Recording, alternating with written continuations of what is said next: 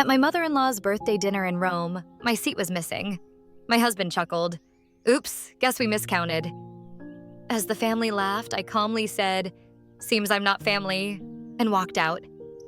30 minutes later, they discovered I'd canceled the entire event. Venue, catering, everything. Their faces turned ghostly white. "Seems I'm not family," I said, my voice steady despite the earthquake happening inside my chest.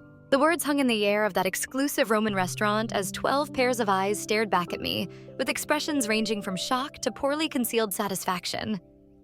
My husband Sean's light chuckle as he'd said, "Oops, guess we miscounted," still echoed in my ears as I turned and walked away from the table where there was no chair for me. The humiliation burned through my veins as I exited the restaurant, but not a single tear fell. Instead, I felt an eerie calm take over as I pulled out my phone and opened the event management app I built my career on. I had 30 minutes before they'd realize what I was doing, and that was more than enough time. Before we begin, I want to take a moment to thank each of you for being part of this incredible journey. Sometimes the most powerful moments come when we finally recognize our worth. If you've ever felt like an outsider looking in, this story might resonate with you. Before we witness Anna's journey, from Boston's premier event planner to a woman reclaiming her dignity in Rome, hit subscribe to join our community of readers who appreciate stories of self-discovery and unexpected strength. Now let's step behind the curtain of a marriage built on appearances. My name is Anna Morgan Caldwell. 5 years ago, I was just Anna Morgan, the founder of Elite Affairs, Boston's most sought-after event planning company. I'd built my business from the ground up after putting myself through business school. Every elegant gala, every perfectly executed corporate gathering, every society wedding in Boston had my invisible fingerprints all over it.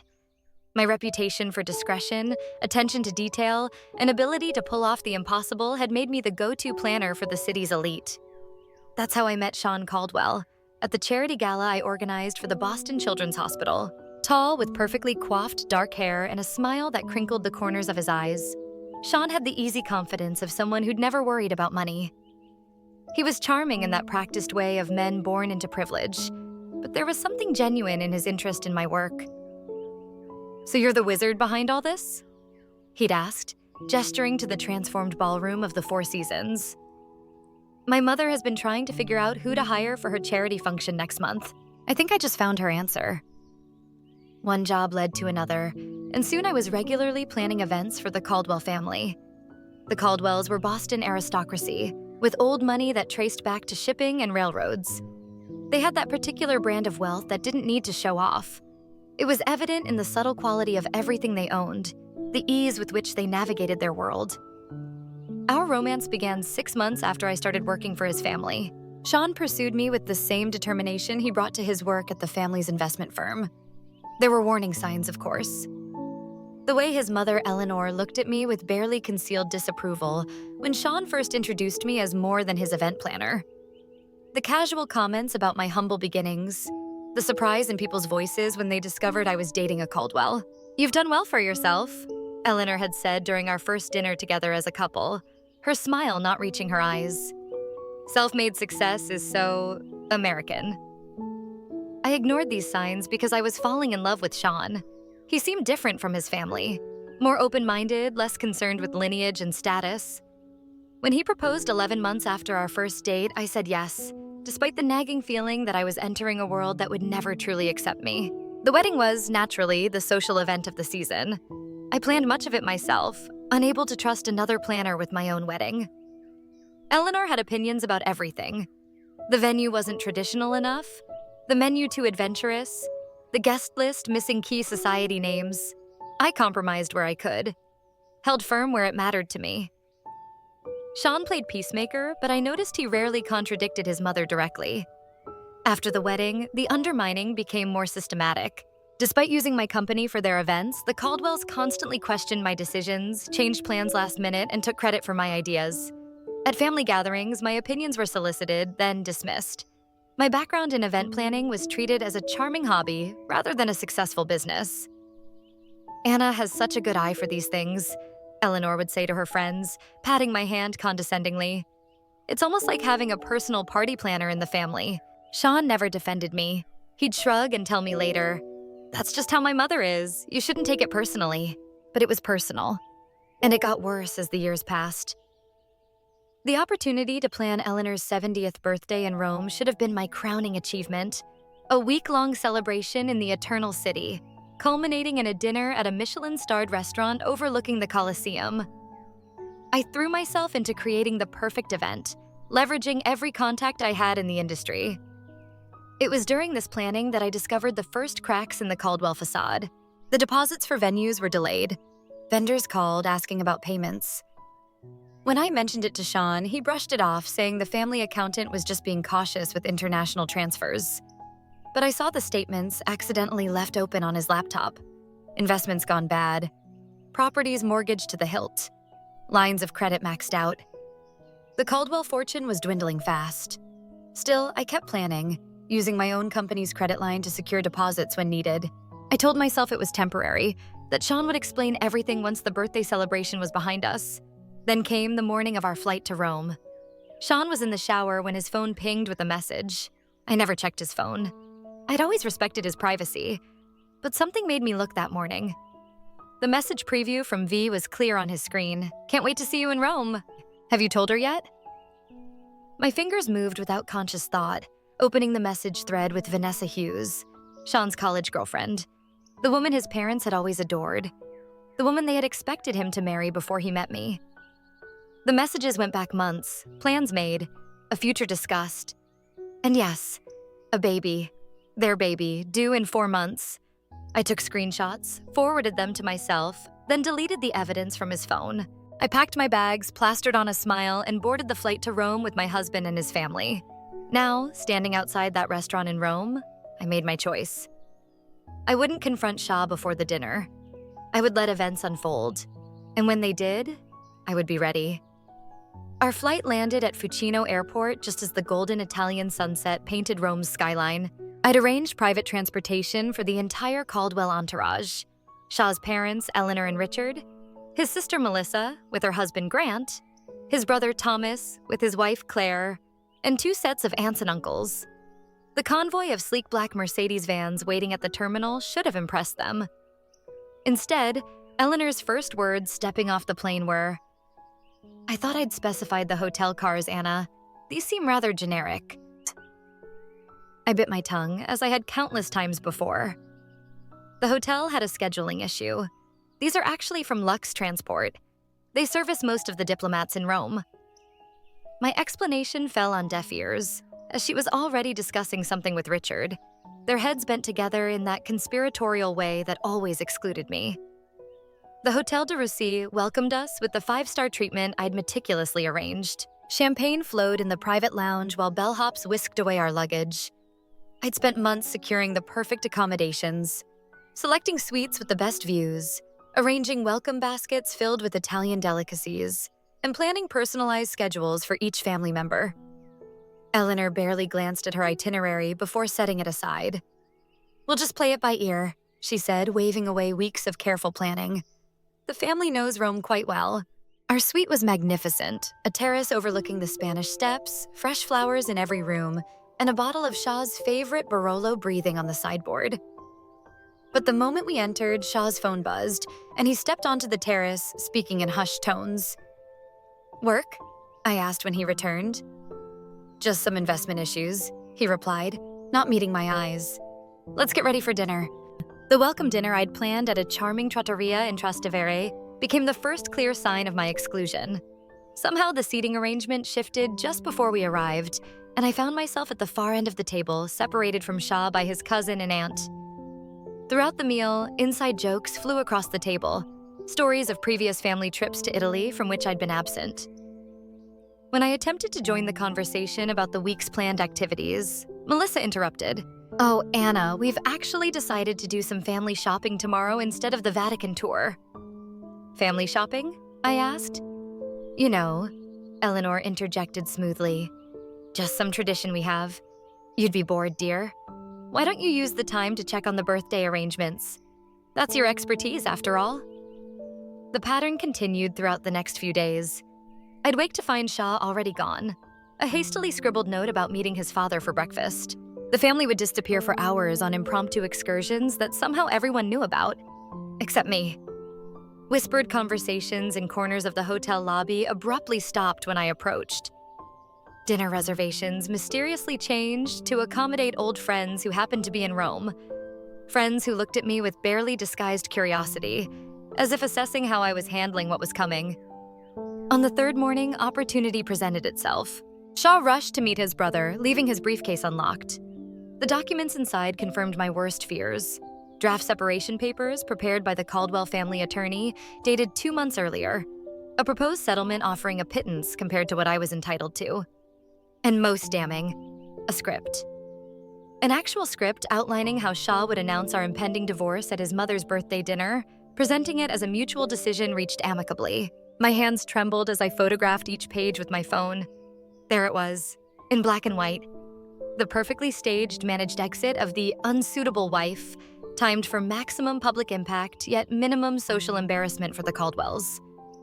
Eleanor's birthday wasn't just a celebration. It was to be my funeral as a Caldwell.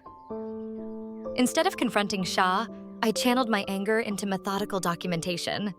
Each day I made excuses to return to our suite alone, searching for more evidence. I found bank statements showing massive withdrawals to offshore accounts.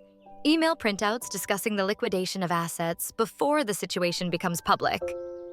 A handwritten note from Eleanor to Shaw. Once this unpleasantness with Anna is behind us, Vanessa will be welcomed back properly.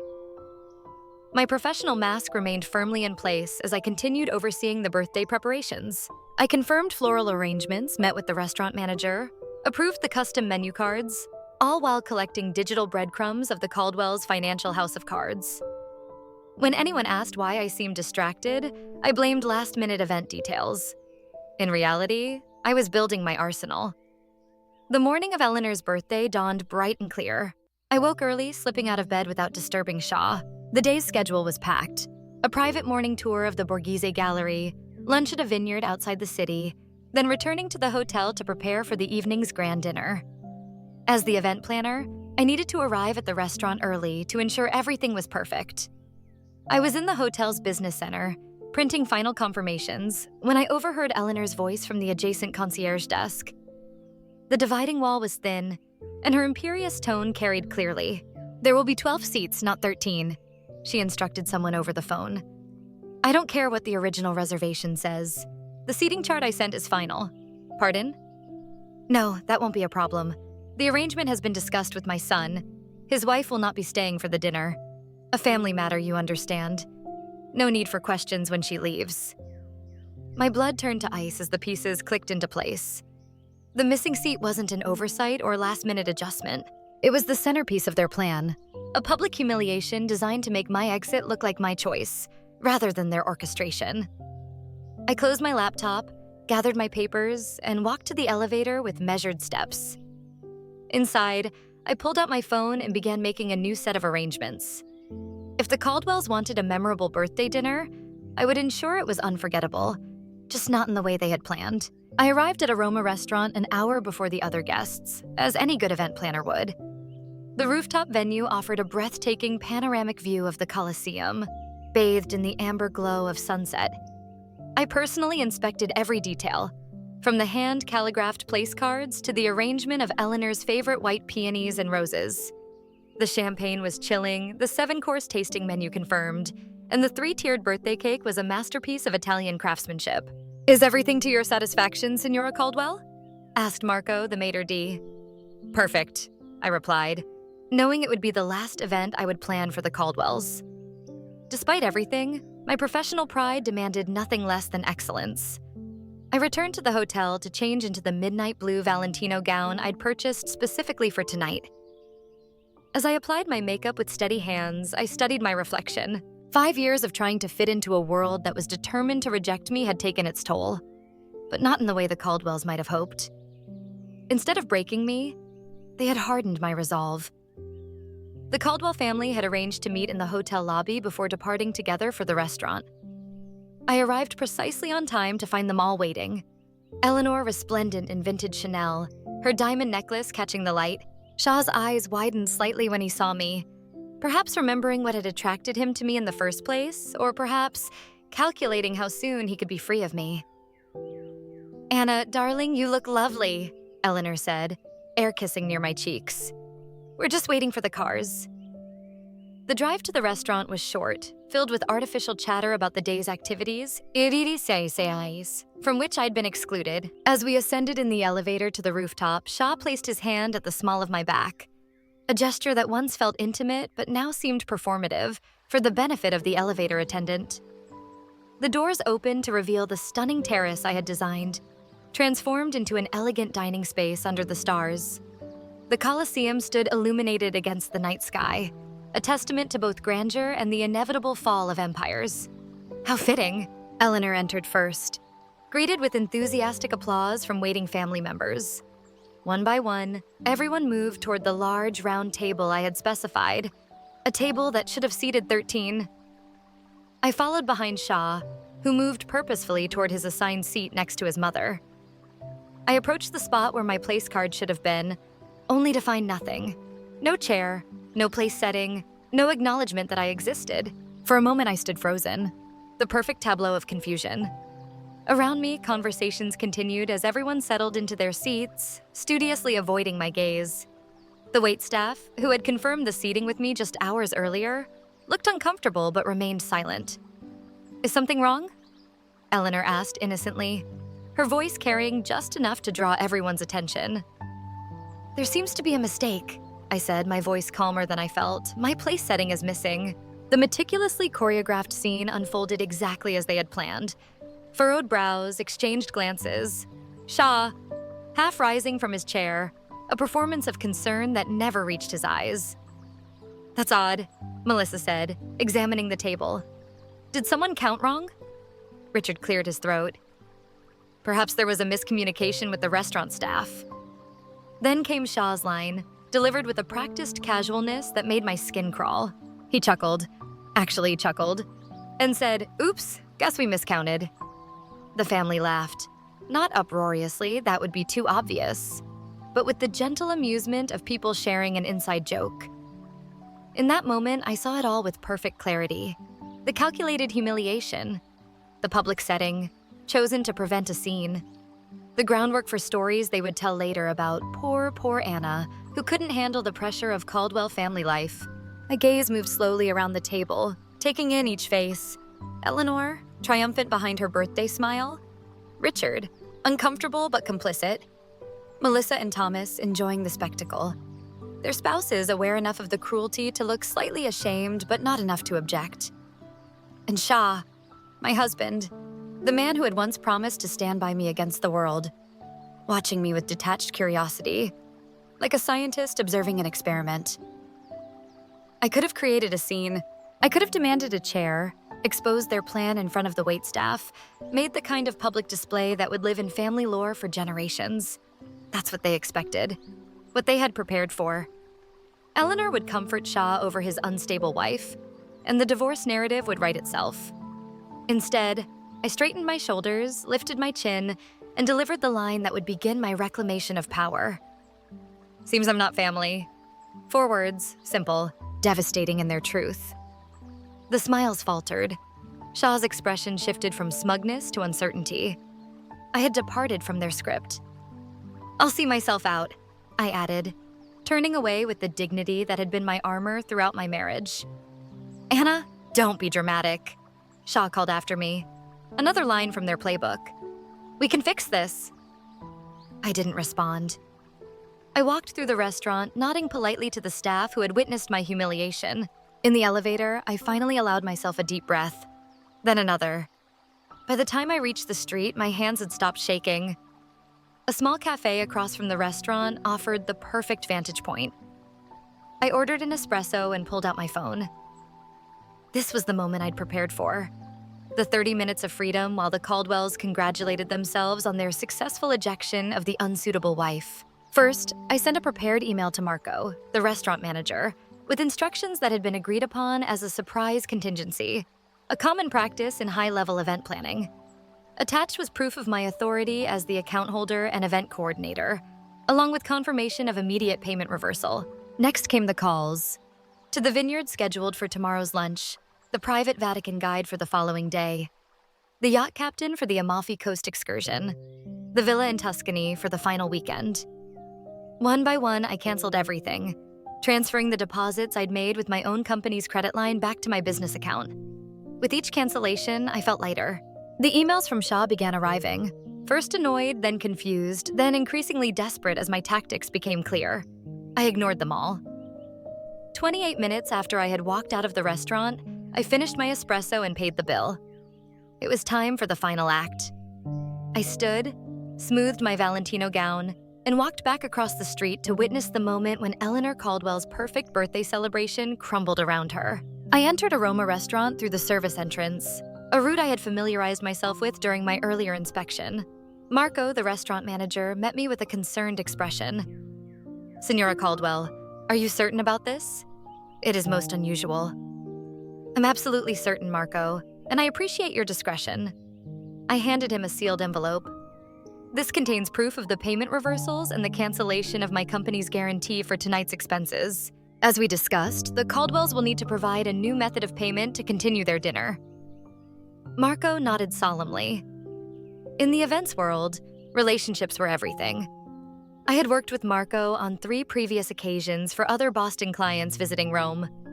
He owed me favors, and while he might find my request peculiar, professional courtesy dictated he comply. "When should I inform them?" he asked. "I'll text you in 5 minutes. I'd like to observe from somewhere discreet." He guided me to a small alcove near the kitchen entrance with a perfect view of the Caldwell table. They were in the middle of toasting Eleanor, champagne flutes raised high, faces glowing with self-satisfaction. The first course had just been served, the imported Osetra caviar that Eleanor had specifically requested. It had been almost too easy to dismantle Eleanor's birthday week. Most high-end vendors in the hospitality industry operate in a network of mutual trust and references. As the event planner who had made all the arrangements and whose company credit line secured the deposits, I had the authority to make changes. The digital trail of emails, contracts, and payment authorizations all bore my name and signature, not Eleanor's or Sean's. My phone vibrated. A new message from Sean. "Anna, where are you? Stop being childish and come back." Then another. "Mother is upset. You're embarrassing yourself." I didn't respond. Instead, I texted Carmen at the Villa Borza, where the family was scheduled to stay for the Tuscany leg of the trip. Carmen confirmed the cancellation and wished me well, adding that my substantial tip to her staff would be refunded separately to my business account. My phone vibrated again, with messages from Sean now arriving in rapid succession. "The hotel just called. They said our reservation for tomorrow night is canceled. What are you doing, Anna? This is ridiculous. Call me immediately. This is not funny. Fix this. Now." I texted Marco. "You may proceed." From my hidden vantage point, I watched as Marco approached the table with 2 other staff members. He leaned down to speak quietly to Richard, who was seated at the head of the table opposite Eleanor. The family continued eating, initially paying little attention to the interruption. Richard's expression changed first, from polite interest to confusion, then alarm. He pulled out his wallet, speaking more animatedly to Marco. The manager shook his head apologetically, showing Richard something on a tablet. By now, the entire table had noticed the disruption. Eleanor set down her fork, her regal posture betraying the first hints of tension. Sean was staring at his phone, presumably reading my latest text, explaining exactly what I had done. "All deposits have been returned to my company account. All arrangements for the week? Canceled. Your family's financial issues are about to become very public. Enjoy your caviar." The scene unfolded like a perfectly choreographed ballet of chaos. Richard stood, his face flushed with anger or embarrassment. Perhaps both. Eleanor's hand flew to her diamond necklace, clutching it as if for support. Melissa was frantically whispering to her husband. Thomas pulled out his phone, presumably trying to verify what was happening. And Sean sat frozen, his face drained of color. Unlike the others, he understood the full implications. He knew what I had discovered about their finances.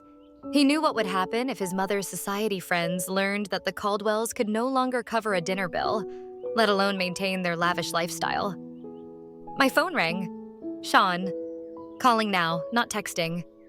I declined the call and watched as he stood abruptly from the table, nearly knocking over his chair as he stepped away to try again.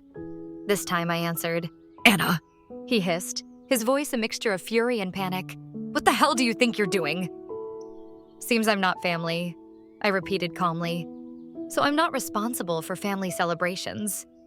You need to fix this, right now. Do you have any idea how humiliating this is? For my mother? For all of us? I have exactly the idea, Sean. That was the point.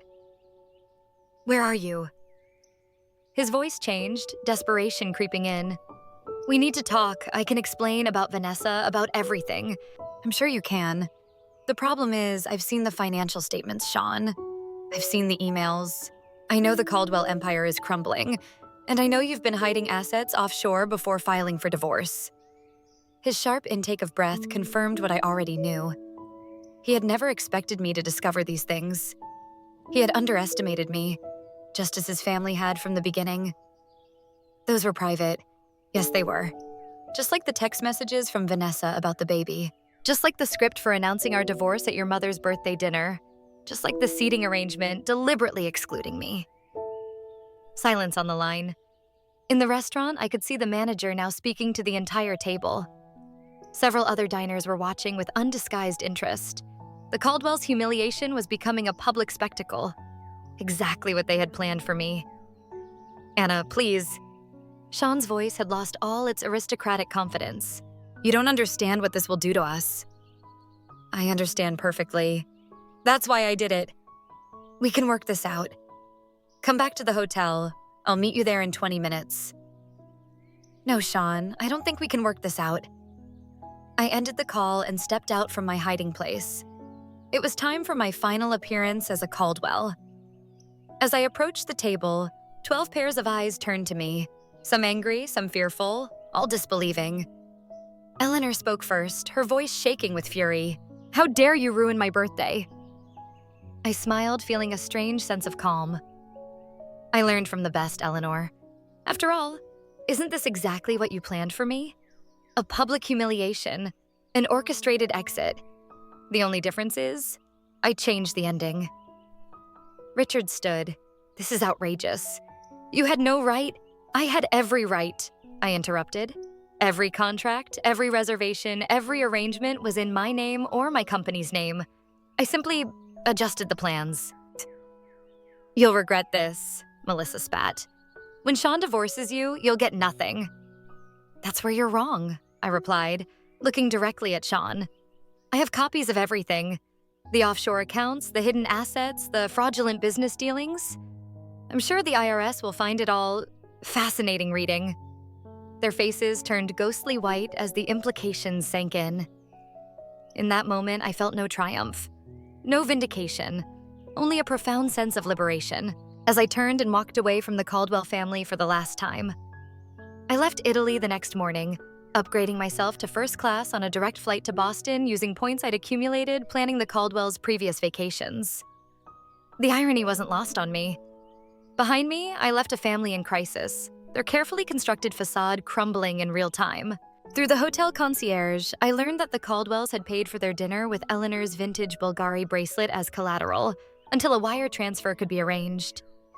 By morning, word had spread through Rome's high-end hospitality network that the illustrious American family was having payment difficulties. The remaining vendors I hadn't personally canceled began requesting upfront payments rather than promises. My phone was flooded with messages, some threatening, others pleading.